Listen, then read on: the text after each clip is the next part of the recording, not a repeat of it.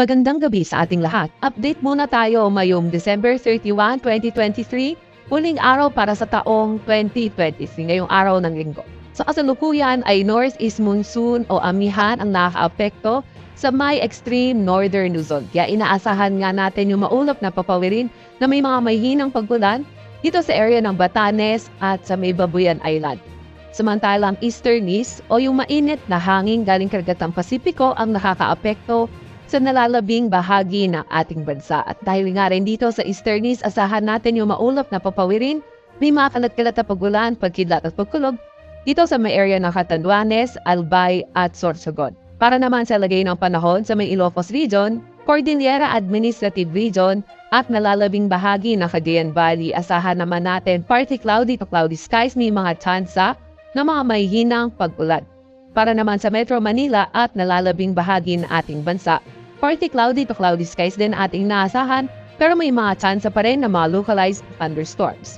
Yung ating mga Regional Services Division maglalabas ng thunderstorm advisory, heavy rainfall warning o di kaya rainfall advisory kung kinakailangan.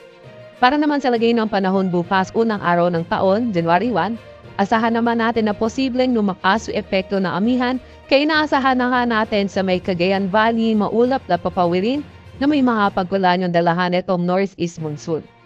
Itong Bicol Region naman, inaasahan naman natin na posibleng magkaroon tayo ng maulap na papawirin, may mga kalat-kalat na pagulan, pagkidlat at pagkulog. Posibleng dahilan yan ay ang shear line. Para naman dito sa lagay ng panahon sa may Palawan area for tomorrow, posible partly cloudy to cloudy skies pero may mga tsansa ng mga localized thunderstorms. At para naman sa Metro Manila at sa nalalabing bahagi ng Luzon, partly cloudy to cloudy skies, may mga tsansa halang na may hinang pag-ulan.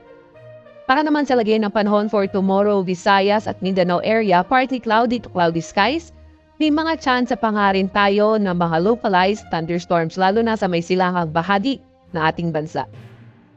Dahil pa rin sa epekto ng amihan, meron tayong nakataas na gale warning sa northern seaboard ng northern Luzon, particularly dito sa may Batanes, sa may northern coast ng Cagayan, kabilang ng Babuyan Island at northern coast ng Ilocos Norte. Kaya kung maaari, huwag munang pumalaot yung mga maliliit na sasakyang pandagat dahil posible yung maalod hanggang sa napakaalong karagatan. Para sa 3-day weather outlook ng mga pangunahing syudad sa ating bansa, epekto pa rin na amihan para sa Metro Manila at Baguio, kaya inaasahan natin partly cloudy skies pero may mga tsansa lamang na mga mahihina pag-ulan dito Metro Manila and Baguio. Sa Legazpi City, pagdating ng Tuesday, inaasahan na natin yung mas magandang panahon kung saan may mga tsansa lamang tayo na mga localized thunderstorms. Then pagdating ng Wednesday, Thursday, doon na posibleng magkaroon na epekto yung amihan sa may Legazpi area, kaya partly cloudy to cloudy skies, may mga tsansa halang na may hinang pag-ulan. Agwat ang temperatura sa Legazpi maglalaro mula 24 to 31 degrees Celsius. Sa Metro Cebu naman, pagdating ng Tuesday, may mga tsansa ng mga localized thunderstorms. Then, pagdating ng Wednesday, dito na, posibleng magkaroon na epekto yung amihan sa may Cebu area. May mga tsansa lamang na mamahin ng pagkulan.